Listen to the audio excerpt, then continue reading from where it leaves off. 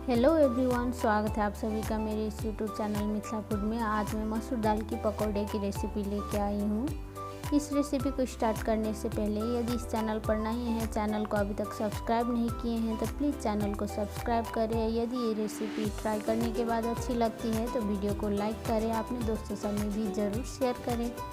साथ ही साथ वीडियो के नीचे दिए जाने वाले बेल आइकन में ऑल में जाके क्लिक करें, जिससे कि आने वाले वीडियो के नोटिफिकेशन आप तक पहले पहुँचे। चलिए तो अब ज़्यादा देरी नहीं करते हुए रेसिपी स्टार्ट कर लेते हैं। इसके लिए मैंने यहाँ पे ले लिया है 1 कटोरी के लगभग मसूर का दाल। इस दाल को मैंने भिगो करके छोड़ दिया था 4 से 5 घंटे के लिए। आप चाहे तो रात भर के लिए भी छोड़ सकते हो। दाल अच्छी तरह से फूल जाने के बाद इसे हम साफ से धो कर के पीस लिए हैं मिक्सी जार में। देख सकते हैं इसे हमने ज़्यादा मोटा ना ज़्यादा महीन पीसा है। उसके बाद इसमें हमने डाल लिया है 3 मीडियम साइज़ के कटे हुए प्याज। साथ में डाल लेते हैं कटी हुई हरी मिर्च। यहाँ पे 3 ठो हरी मिर्च लिया है मैंने। आप चाहे तो हरी मिर्च कम या ज़्यादा कर सकते हैं, आप अपने टेस्ट के अकॉर्डिंग। आधा चम्मच डाल लेते हैं हल्दी पाउडर। आधा चम्मच जीरा धनिया मिक्स किया हुआ पाउडर। आधा चम्मच डाल लेते हैं अजवाइन। अजवाइन खाना पचाने के लिए बहुत ही हेल्पफुल रहता है। साथ ही इसका फ्लेवर भी बहुत ही अच्छा आता है पकोड़े में। साथ में 2 चम्मच डाल लेते हैं चावल का आटा। चावल के आटे की जगह यहाँ पर आप बेसन या मैदा भी ले सकते हो, पर चावल के आटा में ये पकोड़े बहुत ही क्रिस्पी बनती है, इसलिए मैं सजेस्ट करूँगी कि चावल का आटा ही ले इस पकोड़े को बनाने के लिए। साथ में हमने डाल लिया यहाँ पे आधा चम्मच नमक। अब हम इसे खूब अच्छी तरह से मिक्स कर लेते हैं सारी चीज़ें डाल लेने के बाद।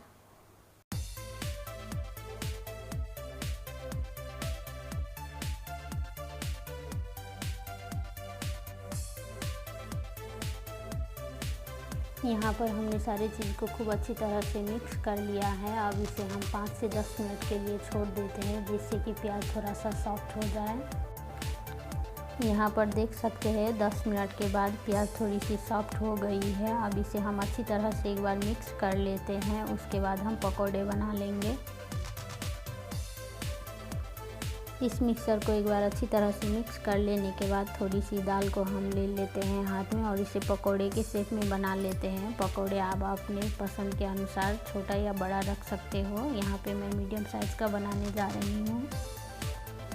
यहाँ पर मैंने पहले से ही कढ़ाई में रख दिया था तेल को गर्म होने के लिए। गैस का फ्लेम मीडियम हाई करके तेल हमारा खूब अच्छी तरह से गर्म हो गया है। अब हम इसमें डाल लेते हैं पकोड़े।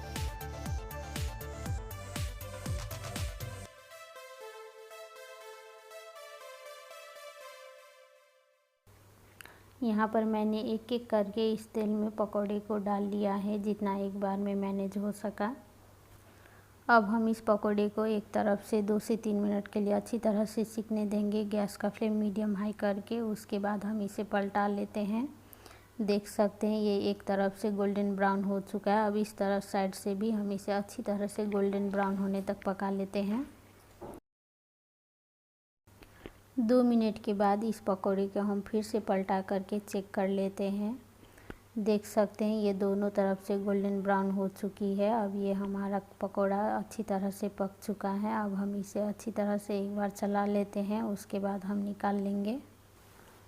इस पकौड़े को इससे ज़्यादा हम नहीं पकाएंगे, नहीं तो ये जल भी सकती है। इसमें अच्छा सा एक गोल्डन ब्राउन कलर आ चुका है। अब इसे हम एक बार उलट पलट लेते हैं, उसके बाद हम निकाल लेते हैं।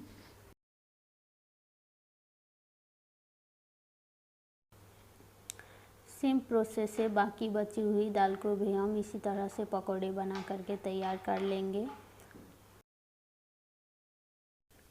इस तरह के पकोड़े आप चने दाल से और मूंग दाल से भी बना के तैयार कर सकते हैं। बहुत ही टेस्टी बनती है ये पकोड़े। इस पकोड़े को आप सिंपल नाश्ता के रूप में सर्व कर सकते हैं, या तो खाना में भी बना करके खा सकते हैं। बहुत ही टेस्टी बनती है ये पकोड़े। इस दाल वाली पकोड़े की रेसिपी एक बार आप ज़रूर ट्राई करें। या कैसी बनी आपकी रेसिपी वो हमें कमेंट बॉक्स में ज़रूर बताइएगा। इस पकोड़े को हमने सर्व किया है यहाँ पे टोमेटो सॉस और धनिया की चटनी के साथ में। ये चटनी के साथ में तो और भी बहुत ही टेस्टी लगती है। यहाँ पर वीडियो में देख सकते हैं ये पकौड़े देखते ही कितना टेस्टी लग रहा है, खाने में भी ये उतना ही टेस्टी है। एक पकौड़े को यहाँ पर मैं तोड़ करके भी दिखा देती हूँ। देख सकते हैं ये अंदर तक खूब अच्छी तरह से पक चुकी है। ये ऊपर से क्रिस्पी और अंदर से सॉफ्ट है।